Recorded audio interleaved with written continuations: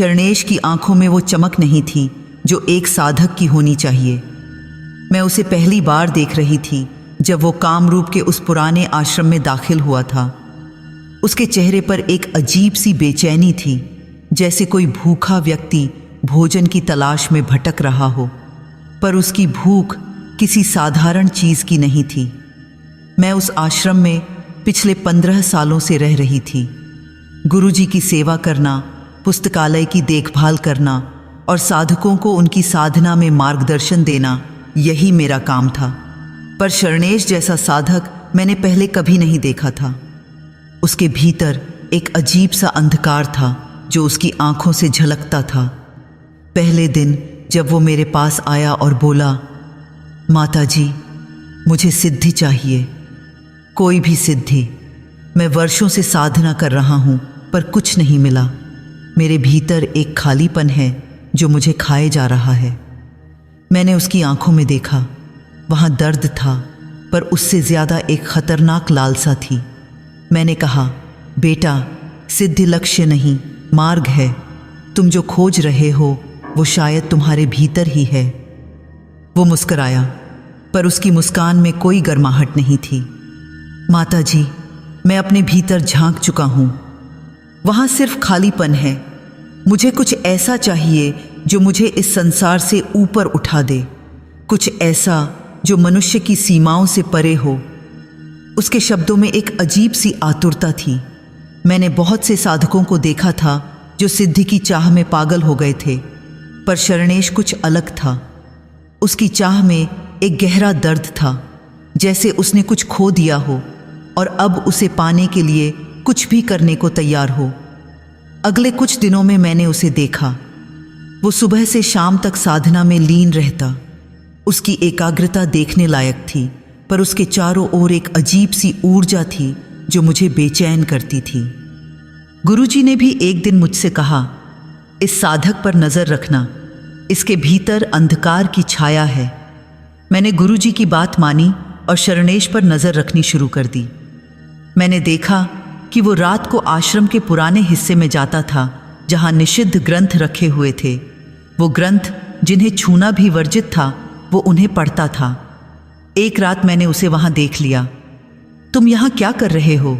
मैंने पूछा। वो चौंका नहीं, जैसे उसे पता था कि मैं आऊँगी।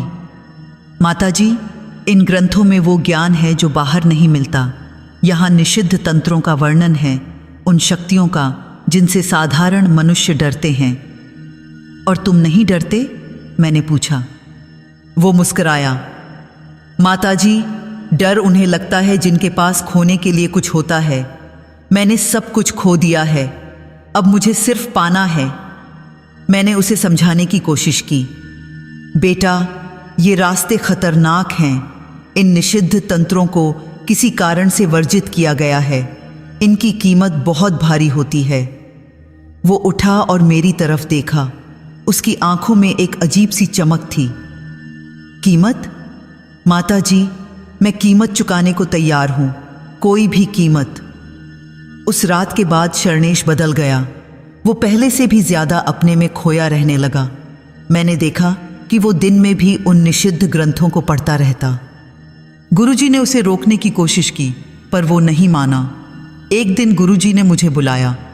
बेटी, इस साधक को यहाँ से जाना होगा।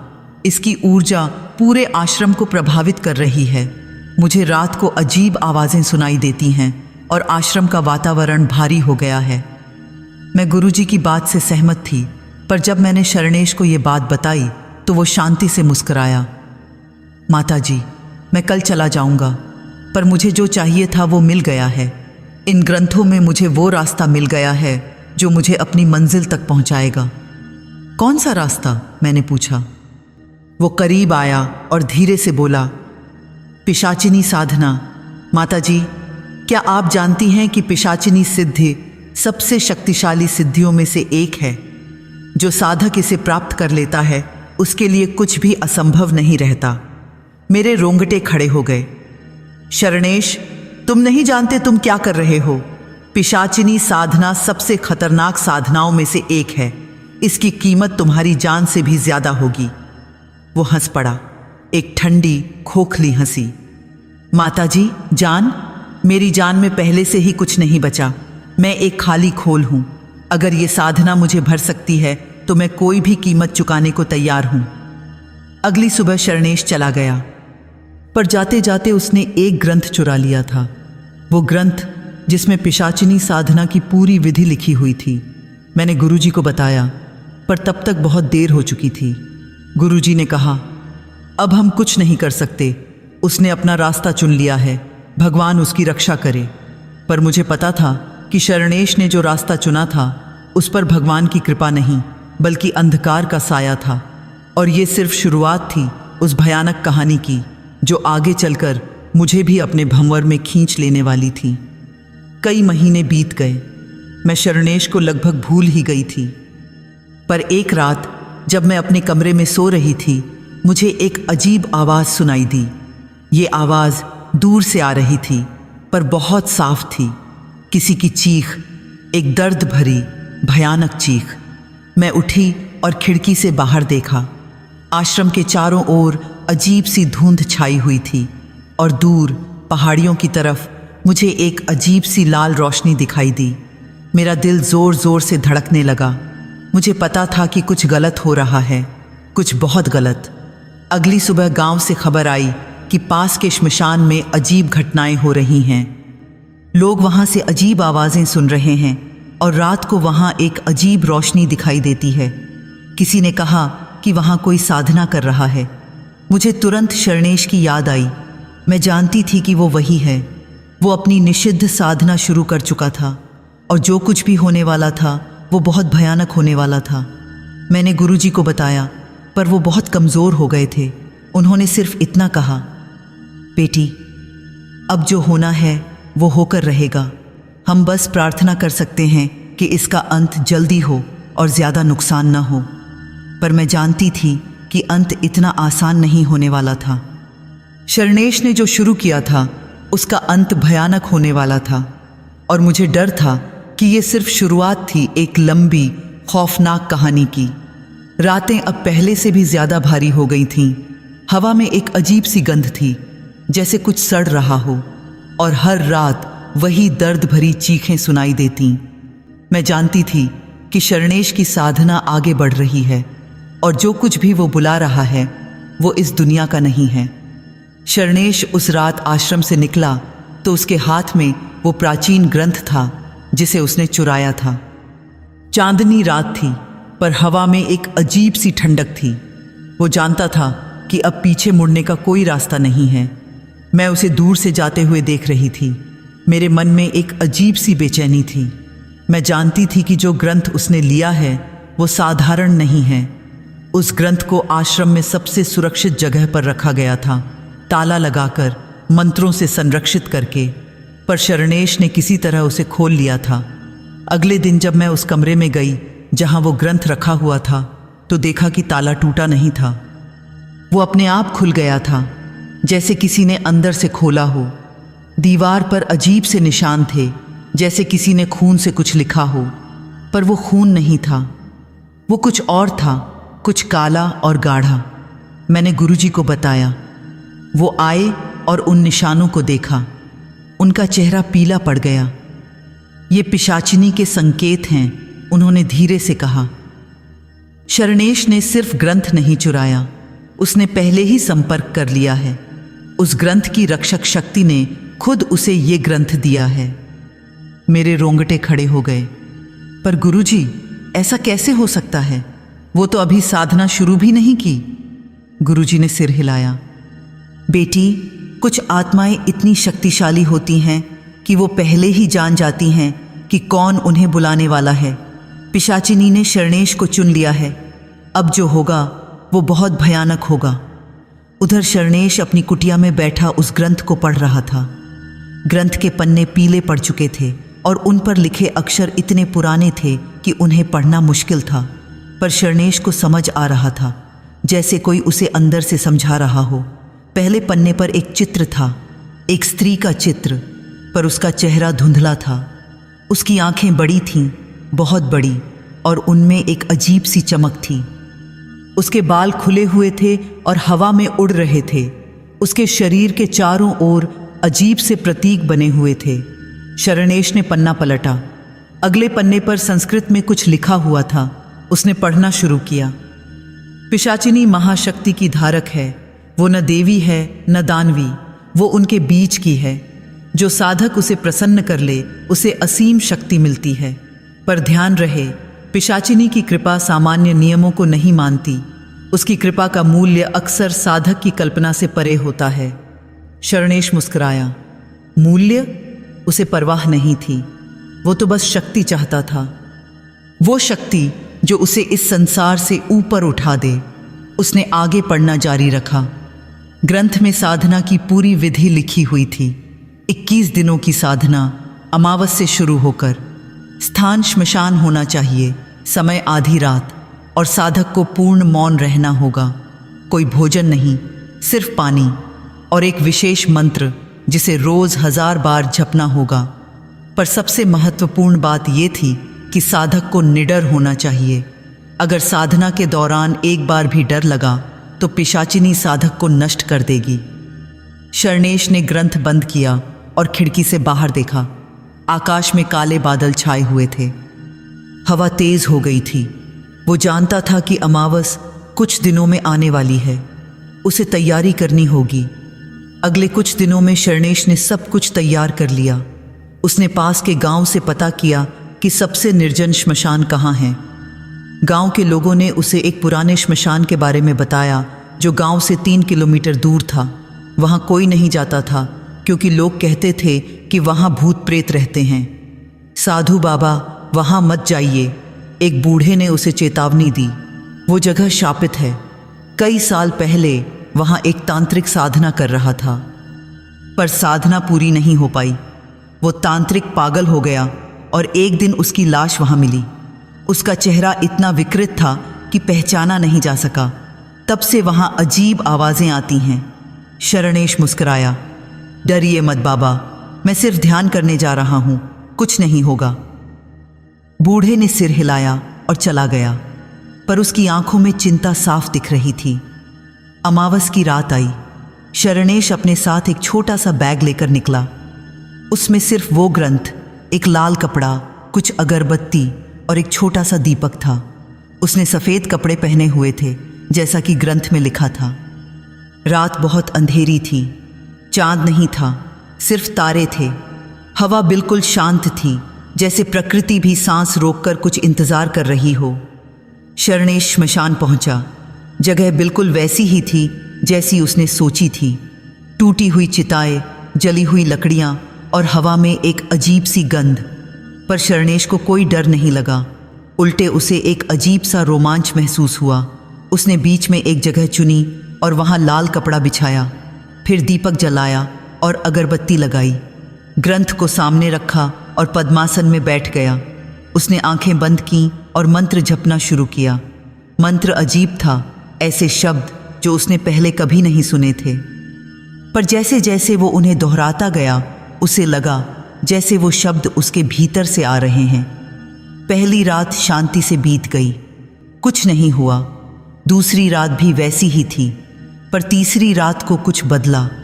शरणेश मंत्र जप रहा था जब उसे लगा कि हवा ठंडी हो गई है, बहुत ठंडी। उसकी सांसें भाप बनकर निकलने लगीं। उसने आंखें खोलीं। चारों ओर सब कुछ वैसा ही था, पर हवा में एक अजीब सी ऊर्जा थी।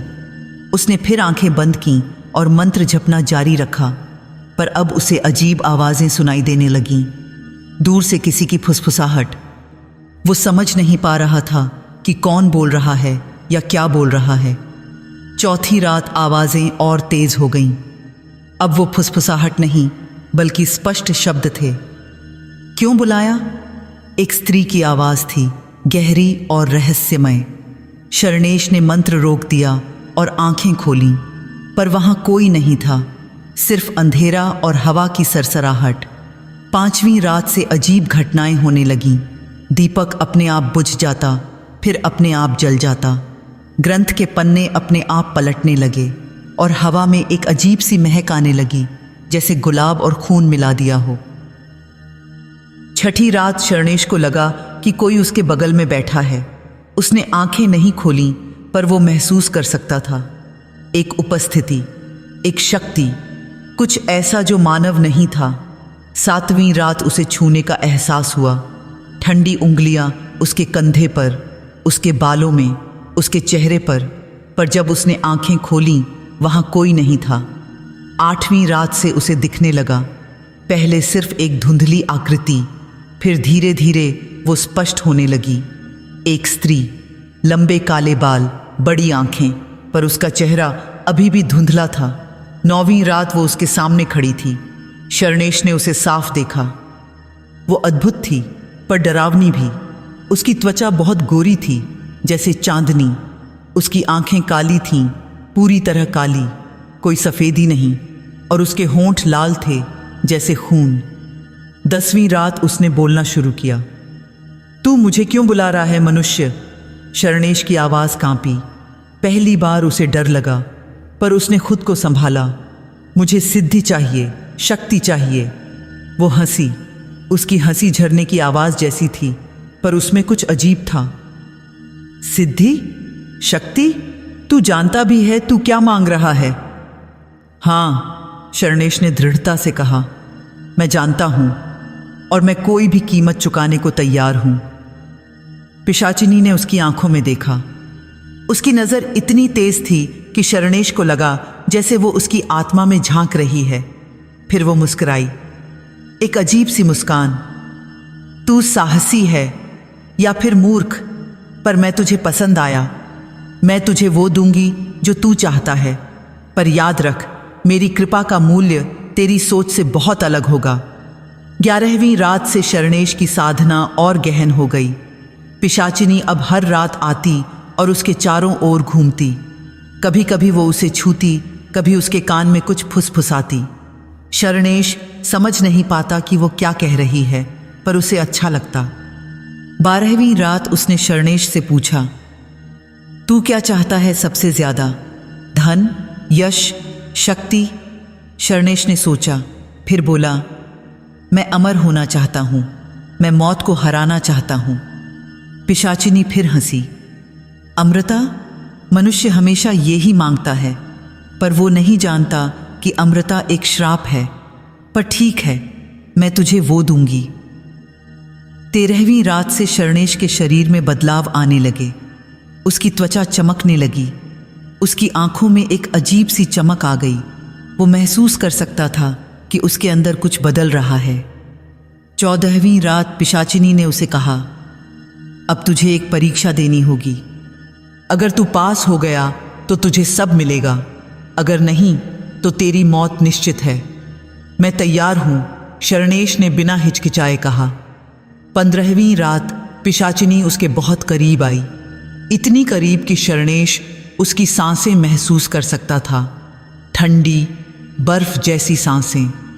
तुझे मेरे साथ आना होगा, उसने कहा, मेरी दुनिया में, और वहां तुझे कुछ करना होगा जो कोई मनुष्य नहीं कर सकता। क्या? शरणेश ने पूछा।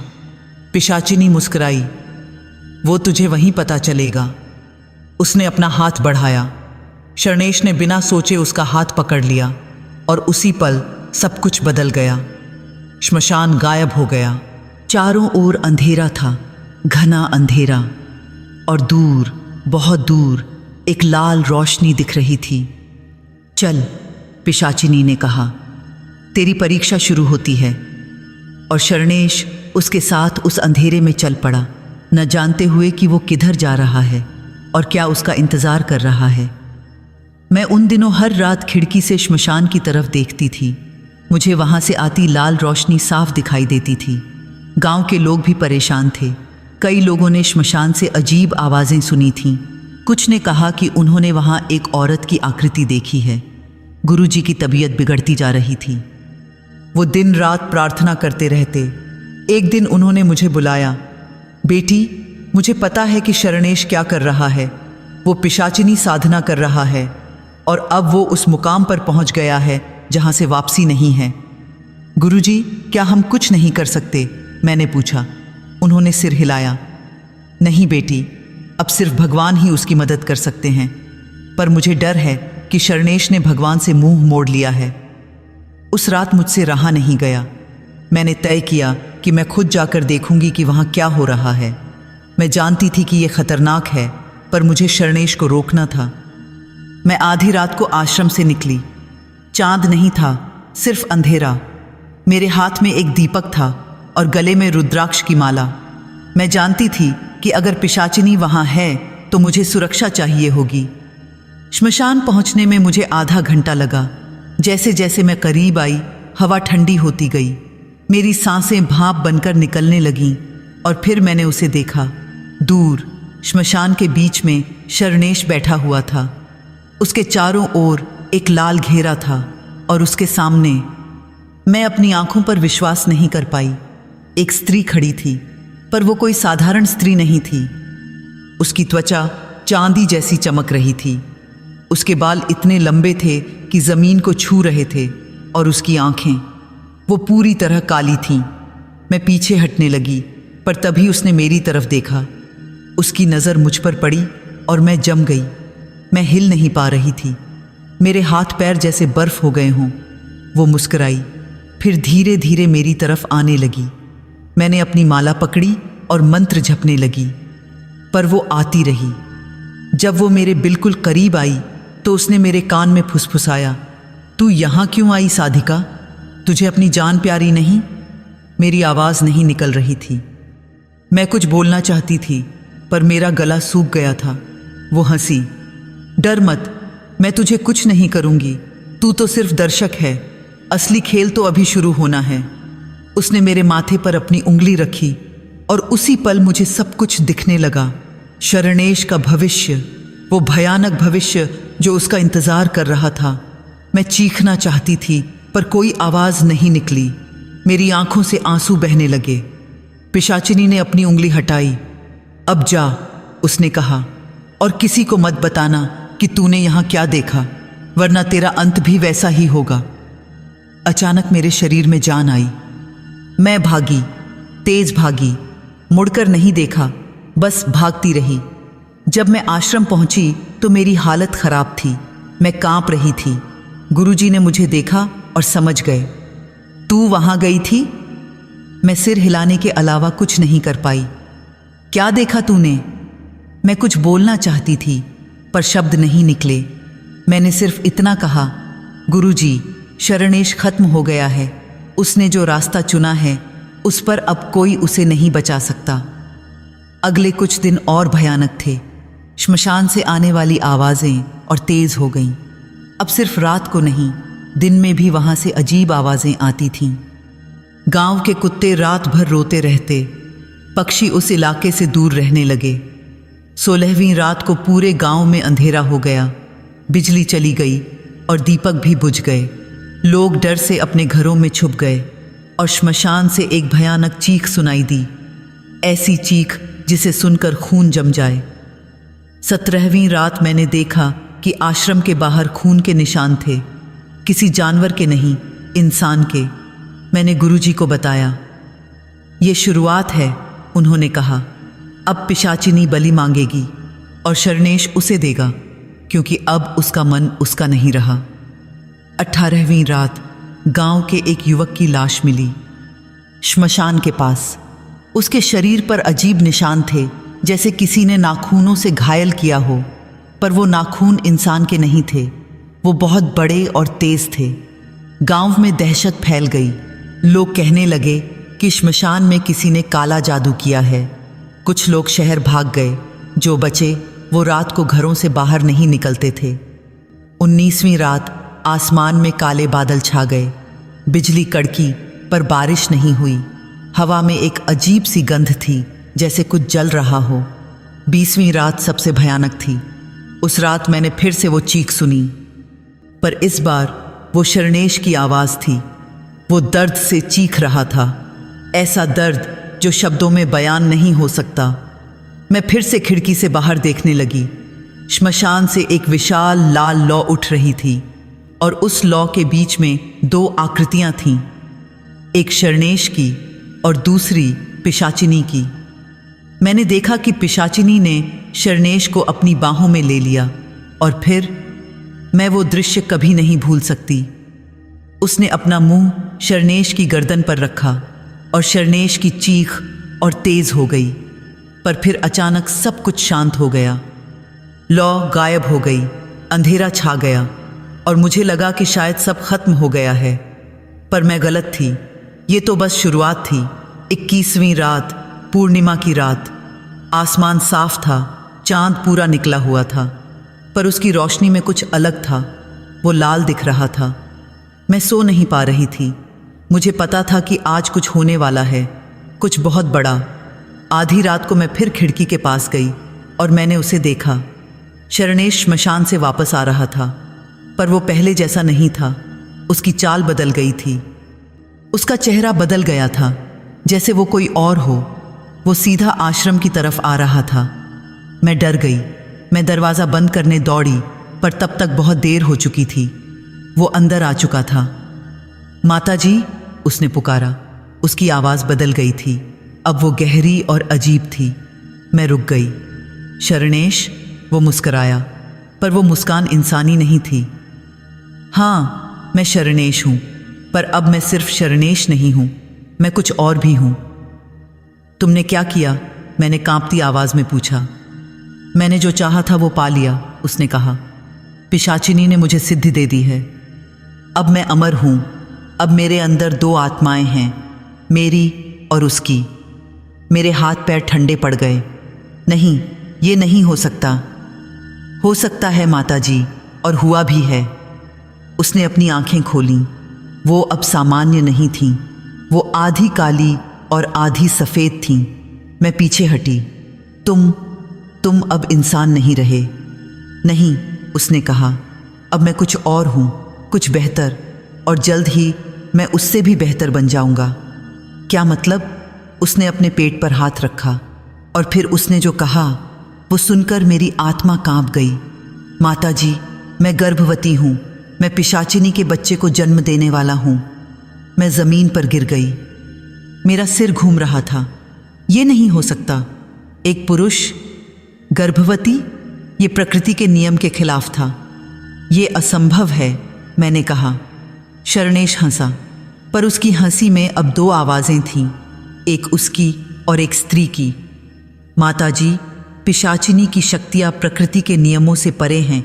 उसने मुझे चुना है अपने वंश को आगे बढ़ाने के लिए, और मैं इस सम्मान को स्वीकार करता हूँ। सम्मान? मैं चीख पड़ी। ये श्राप है, ये तुम्हें मार डालेगा। नहीं, शरणेश ने शांति से कहा। मैं अमर हूँ, मैं नहीं मर सकता, और जब ये बच्चा जन्म लेगा तो मैं और भी शक्तिशाली बन जाऊंगा। मैंने गुरुजी को आवाज़ दी। वो अपने कमरे से निकल कर आए। जब उन्होंने शरणेश को देखा तो उनका चेहरा सफ़ेद पड़ गया। ये क्या हो गया है? उन्होंने फुसफुसाकर पूछा। शरणेश ने गुरुजी को प्रणाम किया। गुरुजी, मुझे आशीर्वाद दीजिए। मैं जल्द ही माँ बनने वाला हूँ। गुरुजी की आंखों में आंसू आ गए। बेटा, तूने क्या किया? तूने अपनी आत्मा बेच दी। नहीं गुरुजी, शरणेश ने कहा। मैंने अपनी आत्मा को मुक्त किया है। अब मैं उस चीज़ का हिस्सा हूँ जो मनुष्य से बहुत ऊपर है। उसने अपना हाथ आगे बढ़ाया। आइए, मुझे छूकर देखिए। महसूस कीजिए वो शक्ति जो अब मेरे अंदर है। गुरुजी ने अपना हाथ पीछे खींच लिया। नहीं, मैं तुझे छू नहीं सकता। तू अब शुद्ध नहीं रहा। शरणेश की आंखों में दर्द उभरा। तो ये है आपका आशीर्वाद? अस्वीकृति? बेटा, ये आशीर्वाद नहीं, श्राप है, गुरुजी ने कहा। और मैं तुझे बचा नहीं सकता। तूने जो रास्ता चुना है उस पर तुझे अकेले ही चलना होगा। शरणेश ने सिर हिलाया। ठीक है, मुझे किसी के आशीर्वाद की जरूरत नहीं। मेरे पास पिशाचिनी की कृपा है, वो काफी है। वो जाने लगा, पर दरवाजे पर रुका। माताजी, गुरुजी, जल्द ही आप दोनों को एक निमंत्रण मिलेगा, मेरे बच्चे के जन्म का। मैं चाहता हूं कि आप दोनों वहां मौजूद रहें। हम नहीं आएंगे, मैंने दृढ़ता से कहा। शरणेश मुस्कुराया। आना पड़ेगा माताजी। पिशाचिनी चाहती है कि आप आए, और जो वो चाहती है वो होता है। वो चला गया। उसके जाने के बाद कमरे में एक भारी सन्नाटा छा गया। गुरुजी बैठ गए। वो बहुत थके हुए लग रहे थे। बेटी, अब बहुत देर हो चुकी है। शरणेश को अब कोई नहीं बचा सकता, और जो कुछ होने वाला है वो इतना भयानक होगा कि। वो रुक गए। उनकी आवाज़ कांप रही थी। क्या होगा गुरुजी? मैंने पूछा। बेटी, जब पिशाचिनी का वंश इस धरती पर जन्म लेगा तो ये दुनिया बदल जाएगी। उस बच्चे में दोनों दुनियाओं की शक्तियां होंगी, मनुष्य की और पिशाच की, और वो बहुत खतरनाक होगा। अगले कुछ हफ्तों में शरणेश कभी कभी दिखाई देता, पर हर बार वो बदला हुआ दिखता। उसका शरीर बदल रहा था, उसका पेट बढ़ रहा था, जैसे सचमुच किसी गर्भवती स्त्री का। गांव के लोग उससे डरने लगे। कुछ ने उसे मारने की कोशिश भी की, पर वो नहीं मरा। तीर लगाए, पर वो ठीक हो गया। जहर दिया, पर उस पर कोई असर नहीं हुआ। लोगों को समझ आ गया कि वो अब इंसान नहीं रहा। एक दिन गांव के पंडित ने एक हवन कराया। उन्होंने सोचा कि शायद इससे शरणेश पर से पिशाचिनी का प्रभाव हट जाए। पर जब शरणेश हवन के पास आया तो आग बुझ गई, बस ऐसे ही, जैसे किसी ने फूंक मारकर दीपक बुझा दिया हो। पंडित जी डर गए। ये अशुभ शक्तियां हैं, उन्होंने कहा। इस गांव में अब बहुत बड़ा खतरा मंडरा रहा है। कुछ लोग गांव छोड़कर चले गए। जो रहे वो दिन रात पूजा पाठ करते रहे, पर कुछ फायदा नहीं हुआ। मैं हर रात प्रार्थना करती कि किसी तरह ये सब रुक जाए, पर मुझे पता था कि ये नहीं रुकेगा। जो शुरू हो चुका है वो अपना रास्ता पूरा करेगा। एक रात मुझे फिर से वो सपना आया। मैंने देखा कि श्मशान में एक विशाल आग जल रही है, और उस आग के बीच में शरणेश खड़ा है। उसके हाथ में एक नवजात बच्चा है, पर वो बच्चा सामान्य नहीं है। उसकी आंखें लाल हैं और उसके हाथों में छोटे छोटे नाखून हैं जो बहुत तेज हैं। और पिशाचिनी, वो वहाँ खड़ी है और मुस्कुरा रही है, एक विजयी मुस्कान, जैसे उसने कोई बहुत बड़ा युद्ध जीत लिया हो। मैं चीखते हुए उठी। मेरे पूरे शरीर में पसीना था। गुरुजी मेरे कमरे में आए। वही सपना? उन्होंने पूछा।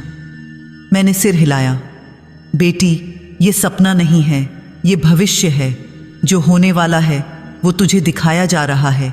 पिशाचिनी चाहती है कि तू जान ले कि क्या होने वाला है। पर क्यों? क्योंकि वो चाहती है कि तू डरे।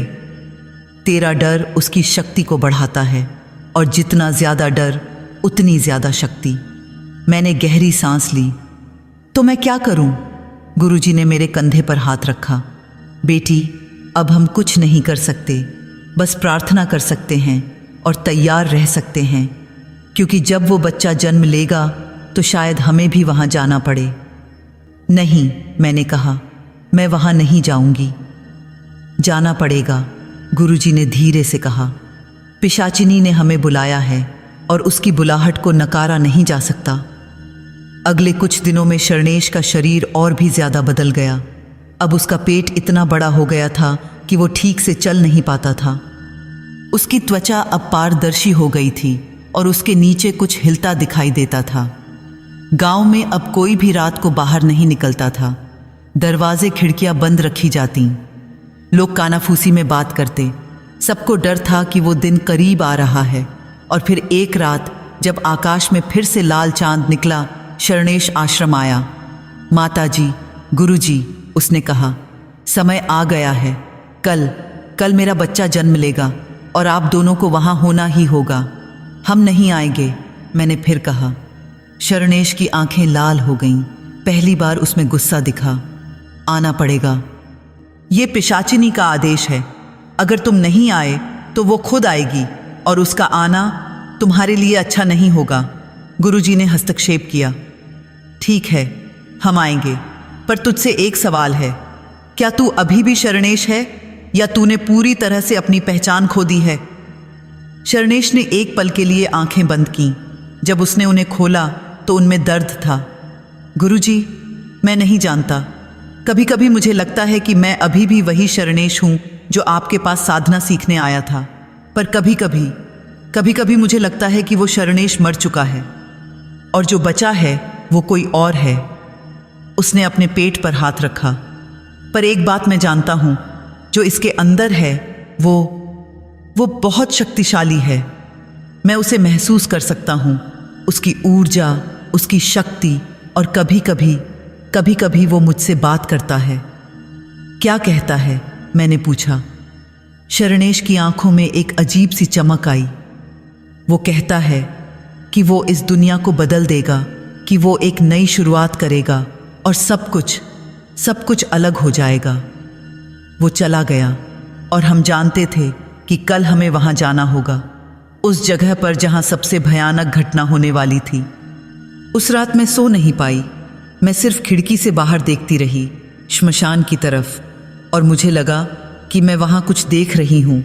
कई आकृतियां, जैसे बहुत सारी आत्माएं वहां इकट्ठा हो रही हों, सब उस घटना के साक्षी बनने के लिए जो कल होने वाली थी। गुरुजी भी जाग रहे थे। वो पूरी रात मंत्र जपते रहे। उनकी आवाज़ कांप रही थी। मुझे पता था कि वो भी डरे हुए हैं। और सुबह होते ही मौसम बदल गया।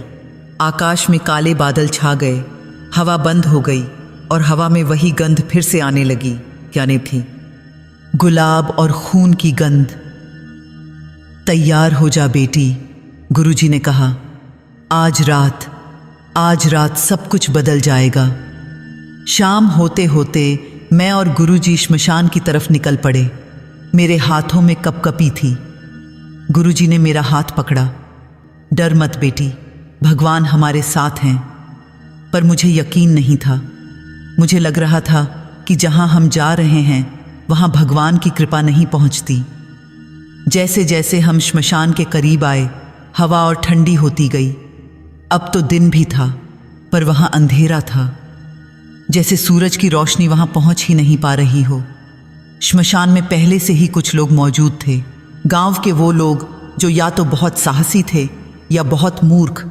सब दूर से खड़े होकर देख रहे थे। कोई पास जाने की हिम्मत नहीं कर रहा था। बीच में, चिताओं के बीच, एक लाल कपड़ा बिछा हुआ था और उस पर शरणेश लेटा हुआ था। उसका चेहरा पीला पड़ गया था। वो दर्द में कराह रहा था। उसके पास पिशाचिनी खड़ी थी। आज वो पहले से भी ज्यादा सुंदर और भयानक दिख रही थी। उसकी त्वचा चांद जैसी चमक रही थी। उसके बाल हवा में तैर रहे थे जैसे वो पानी में हों, और उसकी आंखें, वो इतनी काली थीं कि उनमें झांकने पर लगता था कि अंधेरे में खो जाओगे।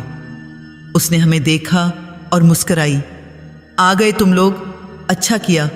मैं चाहती थी कि तुम लोग इस ऐतिहासिक क्षण के गवाह बनो। गुरुजी ने उससे पूछा, क्यों तुमने शरणेश के साथ ये किया? पिशाचिनी ने अपना सिर झुकाया जैसे सोच रही हो। फिर बोली, क्योंकि मैं सदियों से अकेली थी। मेरा कोई वंश नहीं था, मेरी कोई संतान नहीं थी, और मैं चाहती थी कि मेरी शक्ति आगे बढ़े। मैं चाहती थी कि मेरा एक हिस्सा इस दुनिया में रहे। पर ऐसे एक पुरुष को गर्भवती बनाकर? पिशाचिनी हंसी। प्रकृति के नियम मेरे लिए नहीं बने। मैं उन नियमों से परे हूं। और शरणेश, उसने खुद मुझे बुलाया था। उसने खुद मुझसे शक्ति मांगी थी। मैंने सिर्फ उसे वो दिया जो उसने मांगा था। पर उसकी जान, मैंने कहना शुरू किया। जान? पिशाचिनी ने मुझे देखा। वो नहीं मरेगा, वो अमर है। मैंने उसे अमृता दी है। हाँ, वो दर्द महसूस करेगा, बहुत दर्द, पर वो जिएगा। और जब ये बच्चा जन्म लेगा तो वो और भी शक्तिशाली होगा। तभी शरणेश ने जोर से चीखा। उसका पूरा शरीर कांप रहा था। उसके पेट में कुछ हिल रहा था, कुछ बाहर आना चाहता था। पिशाचिनी उसके पास गई। उसने अपना हाथ शरणेश के माथे पर रखा। शांत हो जा, उसने फुसफुसाकर कहा। अभी थोड़ा और समय है, फिर सब खत्म हो जाएगा। शरणेश ने उसकी तरफ देखा। उसकी आंखों में आंसू थे। ये इतना दर्द होगा, मुझे नहीं पता था। मैंने तुझसे कहा था, पिशाचिनी ने कहा। मैंने तुझे चेतावनी दी थी कि मेरी कृपा का मूल्य तेरी सोच से परे होगा, पर तूने नहीं माना। तू शक्ति चाहता था और अब तुझे वो मिल रही है। सूरज डूब गया, अंधेरा छा गया और आकाश में चांद निकला। पर वो सामान्य चांद नहीं था, वो लाल था, खून जैसा लाल। पिशाचिनी ने आसमान की तरफ देखा। समय आ गया है, उसने कहा। उसने अपने हाथ उठाए और अचानक चारों ओर से आवाजें आने लगीं, फुसफुसाहट, चीखें, जैसे हजारों आत्माएं एक साथ बोल रही हों। हवा तेज हो गई, पेड़ हिलने लगे और श्मशान के चारों ओर एक लाल घेरा बन गया। उस घेरे के अंदर कोई नहीं जा सकता था और बाहर कोई नहीं निकल सकता था। शरणेश की चीखें और तेज हो गईं। उसका शरीर ऐंठ रहा था। उसके पेट में जो था वो अब बाहर आना चाहता था। पिशाचिनी ने उसके पास घुटने टेक दिए। उसने अपना हाथ शरणेश के पेट पर रखा। अब, उसने कहा, अब वो आएगा। और तभी मैंने वो देखा जो मैं जीवन भर नहीं भूल सकती। शरणेश के पेट पर एक चीरा बन गया, अपने आप, जैसे किसी अदृश्य चाकू से काटा गया हो। और उस चीरे से कुछ बाहर आने लगा। पहले खून, बहुत सारा खून, फिर एक हाथ, छोटा सा हाथ, पर उसमें नाखून थे, तेज काले नाखून। गांव के लोग चीखने लगे, कुछ भागने लगे, पर वो लाल घेरे से बाहर नहीं निकल पाए। पिशाचिनी ने अपने हाथों से उस बच्चे को बाहर खींचा और जब वो बच्चा पूरी तरह बाहर आया तो मेरी आत्मा कांप गई। वो कोई सामान्य बच्चा नहीं था। उसकी त्वचा पीली थी, लगभग पारदर्शी। उसकी आंखें लाल थीं, पूरी तरह लाल, और उसके मुंह में छोटे छोटे दांत थे, तेज दांत। पर सबसे डरावनी बात यह थी कि वो रो नहीं रहा था। बच्चे आमतौर पर जन्म लेते ही रोते हैं, पर ये हंस रहा था, एक भयानक ठंडी हंसी। पिशाचिनी ने उसे अपनी बाहों में ले लिया। उसकी आंखों में प्यार था, पर वो प्यार भी डरावना था। मेरा बेटा, उसने फुसफुसाकर कहा, आखिरकार तू आ गया। बच्चे ने अपनी लाल आंखें खोलीं और अपनी मां को देखा। फिर उसने अपना छोटा सा हाथ उठाया और पिशाचिनी के चेहरे को छुआ। उस पल पूरा श्मशान रोशनी से भर गया, एक लाल भयानक रोशनी, और मुझे लगा कि धरती कांप रही है। शरणेश अब भी जिंदा था, पर वो बेहोश हो गया था। उसके पेट से अभी भी खून बह रहा था, पर पिशाचिनी ने अपना हाथ उस पर रखा और खून बहना बंद हो गया। घाव भरने लगा। देखा? पिशाचिनी ने हमारी तरफ देखकर कहा, मैंने कहा था ना कि वो नहीं मरेगा। अब वो और भी शक्तिशाली है। अब उसके और मेरे बीच एक रिश्ता है जो कभी नहीं टूट सकता। बच्चा अब पिशाचिनी की गोद में था। वो अभी भी हंस रहा था, और उसकी हंसी, वो हंसी मेरी आत्मा में एक डर भर रही थी जो शब्दों में बयान नहीं हो सकता। गुरुजी ने मंत्र जपना शुरू किया, पर मंत्र उनके मुंह से निकलते ही गायब हो जाते, जैसे वहां कोई शक्ति हो जो उन्हें निगल रही हो। पिशाचिनी ने उनकी तरफ देखा। व्यर्थ है तुम्हारा मंत्र साधु। यहाँ अब तुम्हारे भगवान की शक्ति नहीं पहुँचती। यहाँ अब मेरा राज्य है। क्या करोगी तुम इस बच्चे के साथ? मैंने पूछा। पिशाचिनी मुस्कुराई। बड़ा करूँगी और सिखाऊंगी। उसे सिखाऊंगी कि कैसे अपनी शक्तियों का इस्तेमाल करना है, कैसे इस दुनिया को अपने हिसाब से ढालना है। और एक दिन वो इस दुनिया पर राज करेगा।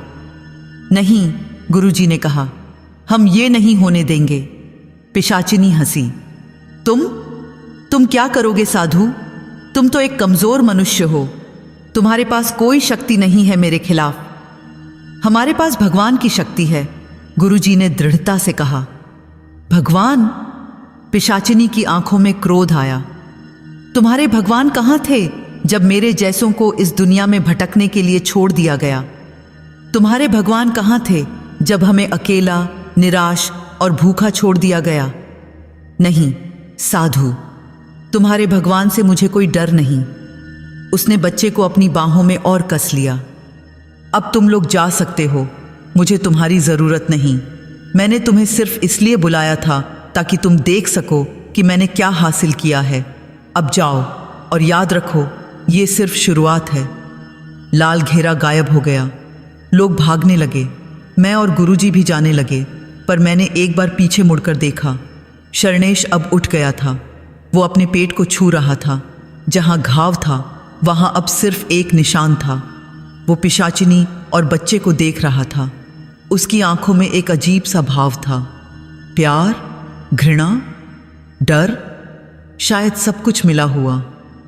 पिशाचिनी ने उसकी तरफ देखा और मुस्कुराई।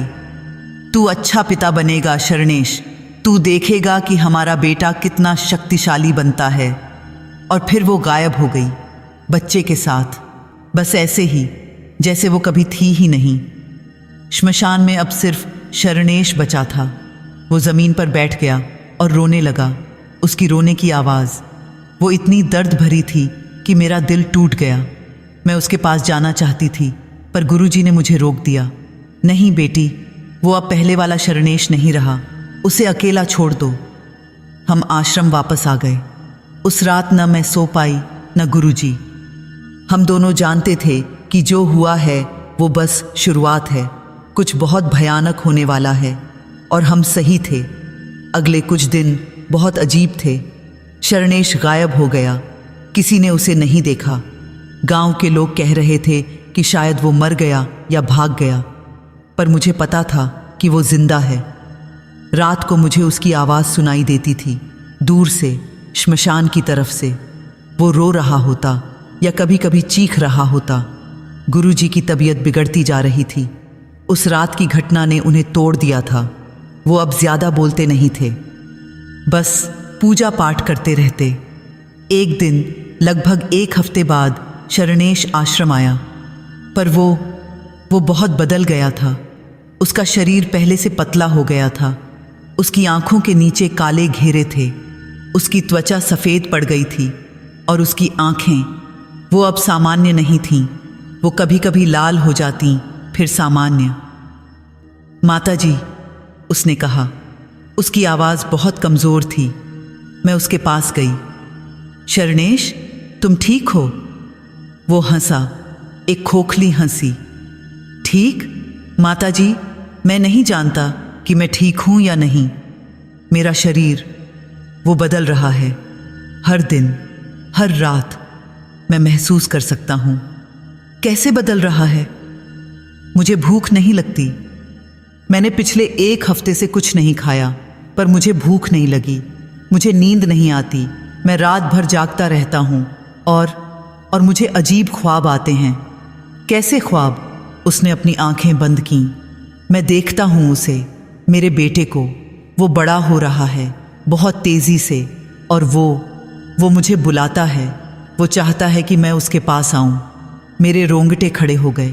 तुम उसके पास नहीं जाओगे। मुझे जाना होगा, शरणेश ने कहा। वो मेरा बेटा है, मैं उससे दूर नहीं रह सकता। ये रिश्ता, ये सिर्फ खून का रिश्ता नहीं है, ये कुछ और है, कुछ गहरा। गुरुजी बाहर आए। उन्होंने शरणेश को देखा और उनका चेहरा चिंता से भर गया। बेटा, तुम्हारे शरीर में क्या हो रहा है? शरणेश ने अपने कपड़े उठाए। उसके पेट पर जहां घाव था, वहां अब एक अजीब सा निशान था। वो निशान, वो चमक रहा था, एक धीमी लाल चमक। ये रात को और तेज चमकता है, शरणेश ने कहा। और जब ये चमकता है तो मुझे उसकी आवाज़ सुनाई देती है, मेरे बेटे की। वो मुझसे बात करता है। क्या कहता है वो? मैंने पूछा। वो कहता है कि वो मुझसे मिलना चाहता है, कि वो मुझे दिखाना चाहता है कि वो कितना बड़ा हो गया है। और वो कहता है कि जल्द ही हम फिर से साथ होंगे, हमेशा के लिए। गुरुजी ने शरणेश के कंधे पर हाथ रखा। बेटा, तुझे उससे दूर रहना होगा। वो बच्चा, वो सामान्य नहीं है, वो खतरनाक है। शरणेश ने गुरुजी का हाथ हटा दिया। उसकी आंखों में गुस्सा आया। खतरनाक? वो मेरा बेटा है, कैसे कह सकते हैं आप ऐसा? क्योंकि वो सच है, गुरुजी ने दृढ़ता से कहा। वो बच्चा पिशाचिनी का वंश है, उसमें अंधकार की शक्तियां हैं, और अगर तू उसके करीब गया तो वो तुझे भी अंधकार में खींच लेगा। शरणेश हंसा, पर उसकी हंसी में पागलपन था। अंधकार? गुरुजी, मैं पहले से ही अंधकार में हूं। जिस दिन मैंने पिशाचिनी को बुलाया, उस दिन मैंने रोशनी को अलविदा कह दिया। वो जाने लगा, पर दरवाजे पर रुका। माताजी, गुरुजी, मैं जानता हूं आप लोग मेरे लिए चिंतित हैं, पर समझिए, मेरे लिए अब कोई रास्ता नहीं बचा। मैं उससे बंधा हुआ हूं, उस बच्चे से, उस पिशाचिनी से, और जो होना है वो होकर रहेगा। वो चला गया। उसके जाने के बाद गुरुजी बैठ गए। वो बहुत थके हुए लग रहे थे। गुरुजी, हम कुछ कर सकते हैं? मैंने पूछा। उन्होंने सिर हिलाया। अब कुछ नहीं हो सकता बेटी।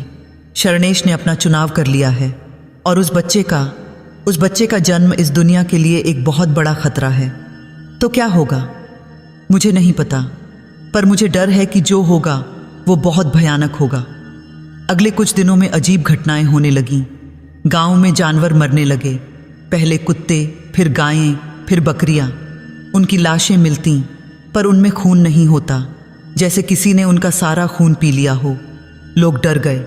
कुछ ने कहा कि गांव में पिशाच आ गया है। तांत्रिकों को बुलाया गया। झाड़ फूंक की गई, पर कुछ फायदा नहीं हुआ। एक रात मुझे खिड़की से कुछ दिखाई दिया। एक आकृति श्मशान से गांव की तरफ आ रही थी। मैंने गौर से देखा। वो शरणेश था, पर उसकी चाल अजीब थी। वो चल नहीं रहा था, बल्कि वो तैर रहा था, जमीन से कुछ ऊपर। मैं डर गई। मैंने गुरुजी को आवाज दी। वो आए और देखा। ये क्या हो रहा है? मैंने पूछा। बदलाव, गुरुजी ने धीरे से कहा। शरणेश का शरीर अब पूरी तरह बदल रहा है। वो अब न मनुष्य है न पिशाच। वो दोनों के बीच में है, और ये बहुत खतरनाक है। शरणेश गांव में घूमता रहा। वो हर घर के पास जाता, खिड़कियों से अंदर झांकता। लोग डर से अपने घरों में छुप गए। फिर वो एक घर के पास रुका, एक छोटे बच्चे का घर। उसने खिड़की खोली और अंदर देखने लगा। बच्चा सो रहा था। मैंने देखा कि शरणेश की आंखें लाल हो गई हैं। उसके मुंह से लार टपक रही है। वो अंदर जाने वाला था, पर तभी उस घर की माँ जागी। उसने शरणेश को देखा और चीख मारी। उसकी चीख सुनकर पूरा गांव जाग गया। लोग अपने घरों से बाहर आए। शरणेश को देखा। कुछ लोगों ने लाठियां उठा लीं। पिशाच, किसी ने चिल्लाया। वो पिशाच बन गया है। लोग उसकी तरफ दौड़े, पर शरणेश ने सिर्फ अपना हाथ उठाया और सब लोग जम गए, जैसे किसी ने उन्हें मूर्ति बना दिया हो। शरणेश ने उन सबको देखा। उसकी आंखों में दर्द था, पर साथ ही क्रोध भी। तुम लोग मुझे पिशाच कहते हो? उसकी आवाज गूंजी। तुम लोग सही कहते हो। मैं अब वो नहीं रहा जो पहले था, पर ये मेरी गलती नहीं है। ये मेरी नियति है। उसने अपना हाथ नीचे किया और लोग मुक्त हो गए। वो सब भागने लगे। शरणेश ने उन्हें जाने दिया। फिर वो आसमान की तरफ देखने लगा, और तभी मैंने सुना एक आवाज दूर से, पिता पिता। शरणेश की आंखें भर आईं। मेरा बेटा, उसने फुसफुसाकर कहा। वो मुझे बुला रहा है। वो मुड़ा और श्मशान की तरफ चल पड़ा। मैंने उसे जाते हुए देखा, और मुझे पता था कि शायद ये आखिरी बार है जब मैंने उसे देखा है। गुरुजी ने मेरे कंधे पर हाथ रखा। आजा बेटी, अब हम कुछ नहीं कर सकते। शरणेश अपनी नियति की तरफ बढ़ रहा है, और हम सिर्फ प्रार्थना कर सकते हैं। पर मुझे पता था कि प्रार्थना काफ़ी नहीं होगी। जो शुरू हो चुका है वो अब रुकने वाला नहीं था। महीना बीत गया। उस रात के बाद शरणेश फिर कभी गांव में नहीं आया। लोग कहते थे कि वो मर गया। कुछ ने कहा कि वो भाग गया, पर मुझे पता था कि वो जिंदा है और वो श्मशान में है। गुरुजी की तबीयत और बिगड़ गई। अब वो ज़्यादातर समय बिस्तर पर ही रहते। एक दिन उन्होंने मुझे बुलाया। बेटी, मेरा समय आ गया है, उन्होंने कहा। उनकी आवाज़ बहुत कमज़ोर थी। नहीं गुरुजी, मैंने रोते हुए कहा, ऐसा मत कहिए। सुन बेटी, मैं जा रहा हूँ, पर जाने से पहले मुझे तुझे कुछ बताना है। उन्होंने मेरा हाथ पकड़ा। जो बच्चा पैदा हुआ है वो इस दुनिया के लिए एक बहुत बड़ा खतरा है। उसे रोकना होगा। कैसे गुरुजी? मुझे नहीं पता, पर तुझे कोशिश करनी होगी। तू ही अब बचा है जो कुछ कर सकती है। पर मैं सिर्फ एक साधारण साधिका हूँ। मेरे पास कोई शक्ति नहीं है। गुरुजी मुस्कुराए। तेरे पास विश्वास है बेटी, और विश्वास सबसे बड़ी शक्ति है। याद रख, अंधकार कितना भी गहरा हो, एक दीपक की रोशनी उसे चीर सकती है। उसी रात गुरुजी ने अंतिम सांस ली। मैं उनके पास बैठी रोती रही। अब मैं अकेली रह गई थी। अगले दिन गुरुजी का अंतिम संस्कार हुआ। गांव के सभी लोग आए, पर शरणेश नहीं आया। संस्कार के बाद जब सब चले गए, मैंने तय किया कि मुझे खुद जाकर देखना होगा। मुझे पता लगाना होगा कि शरणेश के साथ क्या हो रहा है। रात को जब चांद निकला, मैं श्मशान की तरफ निकली। मेरे हाथ में एक दीपक था और गले में गुरुजी की माला। श्मशान पहुंचकर मैंने चारों ओर देखा। सब कुछ शांत था, बहुत शांत। कोई आवाज़ नहीं, कोई हलचल नहीं। फिर मैंने उसे देखा। दूर एक पुरानी चिता के पास शरणेश बैठा हुआ था, पर वो अकेला नहीं था। उसकी गोद में वो बच्चा था, पर अब वो बच्चा नहीं रहा था। वो एक छोटे बच्चे के आकार का था, पर उसका चेहरा, वो चेहरा किसी बच्चे का नहीं था। वो एक बूढ़े व्यक्ति जैसा था। मैं छुपकर देखती रही। शरणेश उस बच्चे से बात कर रहा था। तुम इतनी तेजी से बड़े हो रहे हो, शरणेश कह रहा था। उसकी आवाज़ में प्यार था, पर साथ ही डर भी। बच्चे ने अपनी लाल आंखें खोलीं। हाँ पिता, माँ ने कहा है कि मुझे जल्दी बड़ा होना है, मुझे काम करना है। कौन सा काम? बच्चा मुस्कराया।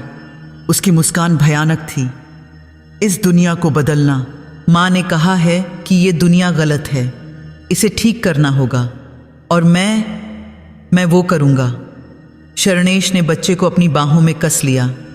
पर तुम अभी बहुत छोटे हो। नहीं पिता, मैं छोटा नहीं हूँ। मैं बहुत पुराना हूँ। माँ की स्मृतियाँ मेरे अंदर हैं, हजारों साल की स्मृतियाँ। मैं जानता हूँ कि मुझे क्या करना है। तभी हवा चली और पिशाचिनी प्रकट हुई। वो पहले से भी ज़्यादा शक्तिशाली दिख रही थी।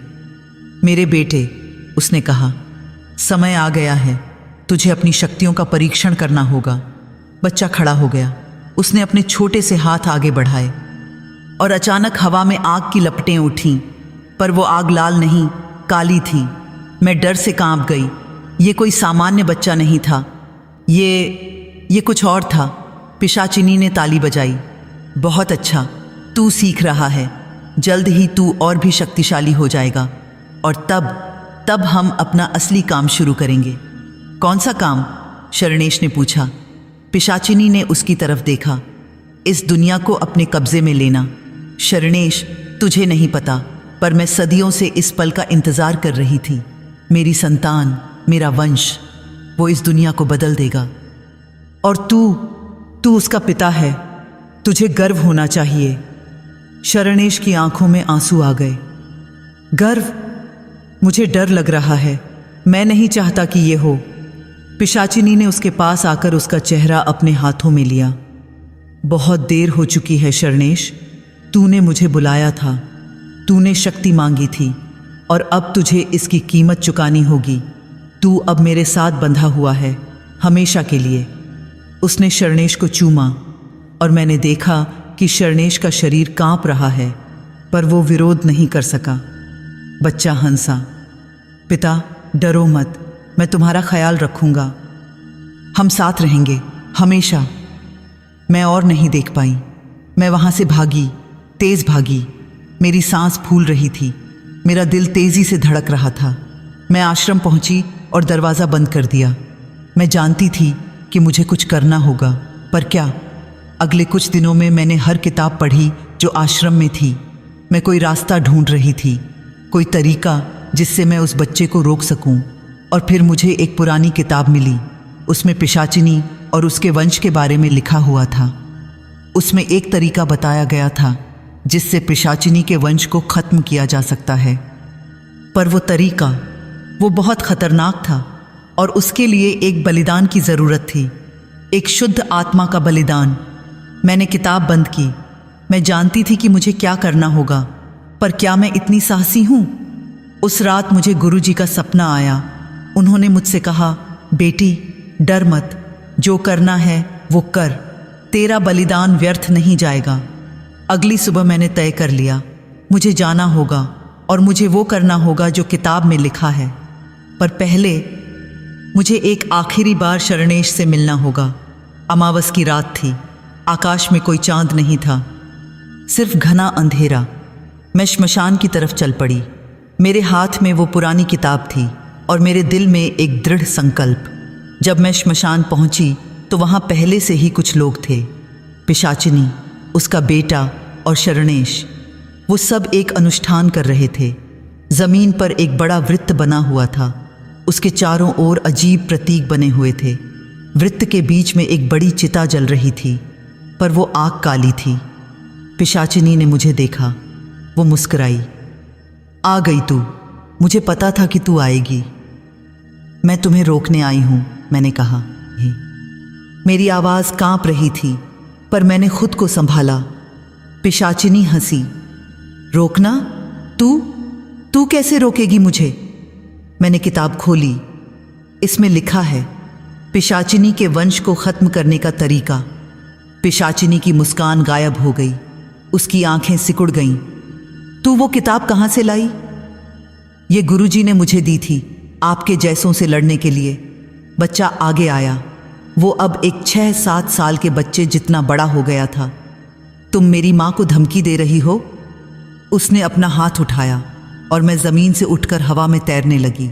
मैं सांस नहीं ले पा रही थी। मेरा गला जकड़ा हुआ था। नहीं, शरणेश चिल्लाया, उसे छोड़ दो, वो निर्दोष है। बच्चे ने अपने पिता की तरफ देखा। पिता, ये हमारी दुश्मन है, इसे मरना होगा। नहीं, शरणेश ने फिर कहा। उसने बच्चे का हाथ पकड़ा। मैं तुम्हें इजाज़त नहीं दे सकता। बच्चा मुस्कुराया। तुम मुझे इजाज़त नहीं दे सकते? पिता, तुम भूल रहे हो, अब मैं तुमसे ज़्यादा शक्तिशाली हूं। उसने अपना हाथ झटका दिया और शरणेश दूर जाकर गिर गया। पिशाचिनी ने हस्तक्षेप किया। बेटा रुक, इस साधिका को मारने से पहले मुझे पता करना है कि उसके पास क्या है। वो मेरे पास आई। उसने किताब मेरे हाथ से छीन ली। मैं अब भी हवा में लटकी हुई थी, सांस लेने के लिए संघर्ष कर रही थी। पिशाचिनी ने किताब खोली। उसने पढ़ना शुरू किया और धीरे धीरे उसका चेहरा बदलने लगा। पहले चिंता, फिर गुस्सा, फिर डर। ये नहीं हो सकता, उसने फुसफुसाकर कहा। क्या हुआ मां? बच्चे ने पूछा। पिशाचिनी ने किताब फेंक दी। ये झूठ है, ये सब झूठ है। क्या लिखा है उसमें? बच्चे ने फिर पूछा। पिशाचिनी ने मुझे देखा। उसकी आंखों में अब सच में डर था। उसमें लिखा है कि मेरे वंश को एक शुद्ध आत्मा की बलि से खत्म किया जा सकता है। अगर कोई शुद्ध आत्मा खुद को बलिदान कर दे तो क्या? बच्चे ने पूछा। तो तू मर जाएगा, पिशाचिनी ने धीरे से कहा। एक पल के लिए सब कुछ शांत हो गया। फिर बच्चा हंसा। मां, डरो मत, कोई भी इतना मूर्ख नहीं है कि खुद को बलिदान कर दे। मैं हूं, मैंने कहा। मेरी आवाज कमजोर थी पर स्पष्ट। सबने मेरी तरफ देखा। तुम? बच्चे ने कहा। तुम खुद को बलिदान करोगी? क्यों? क्योंकि ये सही है, मैंने कहा। तुम खतरनाक हो और मुझे तुम्हें रोकना होगा। बच्चे ने मुझे नीचे गिरा दिया। मैं जमीन पर गिरी और खांसने लगी। तो करो, बच्चे ने कहा। खुद को बलिदान करो, देखते हैं कि क्या होता है। मैं उठी। मेरे पूरे शरीर में दर्द था, पर मैंने किताब उठाई और पढ़ना शुरू किया। रुक! पिशाचिनी चिल्लाई। वो मेरी तरफ दौड़ी, पर मैं पहले से ही मंत्र बोल रही थी। शरणेश भी उठा। माताजी, नहीं, ऐसा मत करो। पर मैं नहीं रुकी। मैं बोलती रही। मंत्र तेज होता गया और अचानक मेरे शरीर से एक सफ़ेद रोशनी निकलने लगी। वो रोशनी तेज होती गई, इतनी तेज कि सबको अपनी आंखें बंद करनी पड़ी। मैंने महसूस किया कि मेरा शरीर हल्का हो रहा है। मैं ज़मीन से ऊपर उठने लगी और वो रोशनी उस बच्चे की तरफ जाने लगी। नहीं! पिशाचिनी चीखी। मेरे बेटे को मत छुओ! पर रोशनी रुकी नहीं। वो बच्चे तक पहुंची और जैसे ही उसने बच्चे को छुआ, बच्चा चीखने लगा। माँ, बचाओ! ये मुझे जला रहा है। पिशाचिनी ने अपने बेटे को पकड़ने की कोशिश की, पर जब उसने रोशनी को छुआ तो वो भी जलने लगी। नहीं, वो चीखी, ये नहीं हो सकता। मैंने इतने सालों तक इंतजार किया। मैं अपने बेटे को नहीं खो सकती। पर रोशनी तेज होती गई और बच्चा धीरे धीरे गायब होने लगा। पहले उसके पैर, फिर उसके हाथ, फिर उसका शरीर। माँ, उसने आखिरी बार कहा, मुझे डर लग रहा है। मैं जानती हूँ बेटा, पिशाचिनी रोते हुए बोली, मुझे भी डर लग रहा है। और फिर बच्चा पूरी तरह गायब हो गया। सिर्फ उसकी जगह पर राख का एक छोटा सा ढेर रह गया। पिशाचिनी जमीन पर गिर गई। वो रो रही थी। उसकी रोने की आवाज़ वो इतनी दर्द भरी थी कि मेरा दिल टूट गया। मेरा बेटा, वो फुसफुसाई, तूने मेरा बेटा ले लिया। वो मेरी तरफ देखने लगी। उसकी आंखों में इतनी नफरत थी कि मैं डर गई। तूने मुझसे सब कुछ छीन लिया, वो बोली। मैं तुझे कभी माफ नहीं करूंगी, कभी नहीं। वो उठी और मेरी तरफ आने लगी, पर तभी वो रोशनी फिर से निकली और इस बार वो पिशाचिनी की तरफ गई। नहीं, पिशाचिनी चीखी, मुझे भी ले जा रही है। पर मैं कुछ गलत नहीं किया। मैं सिर्फ अपना वंश चाहती थी। रोशनी ने उसे भी घेर लिया और धीरे धीरे वो भी गायब होने लगी। शरणेश, उसने आखिरी बार कहा, तू मुझे माफ करना। मैंने तेरी जिंदगी बर्बाद कर दी। मैं सिर्फ अकेली नहीं रहना चाहती थी। और फिर वो भी गायब हो गई। सिर्फ राख रह गई। मैं जमीन पर गिर गई। मेरे शरीर में कोई ताकत नहीं बची थी। मुझे लग रहा था कि मैं भी मरने वाली हूँ। शरणेश मेरे पास आया। उसने मुझे अपनी बाहों में उठाया। माताजी, वो रो रहा था। आपने क्या किया? आपने खुद को बलिदान कर दिया। मैं मुस्कुराई। मेरे होंठों से खून बह रहा था। ये सही था शरणेश। मुझे करना था। नहीं, शरणेश ने कहा, मैं आपको नहीं खोना चाहता। आप ही एक थीं जिसने मुझ पर विश्वास किया। शरणेश, मैंने धीरे से कहा, अब तुम मुक्त हो। पिशाचिनी का बंधन टूट गया है। तुम फिर से सामान्य हो सकते हो। पर मैं सामान्य नहीं हूं, शरणेश ने कहा। मेरे अंदर अभी भी उसकी शक्ति है। मैं नहीं जानता कि मैं क्या हूं। मैंने उसका हाथ पकड़ा। तुम शरणेश हो, एक मनुष्य। कभी ये मत भूलना। मेरी आंखें बंद होने लगीं। मैं महसूस कर सकती थी कि मेरा समय आ गया है। माताजी, शरणेश चिल्लाया, नहीं, मुझे अकेला मत छोड़ो।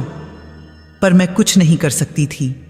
अंधेरा मुझे घेर रहा था और दूर, बहुत दूर मुझे एक रोशनी दिखाई दी। गुरुजी की रोशनी। वो मुझे बुला रहे थे। मैंने अंतिम सांस ली और फिर सब कुछ शांत हो गया।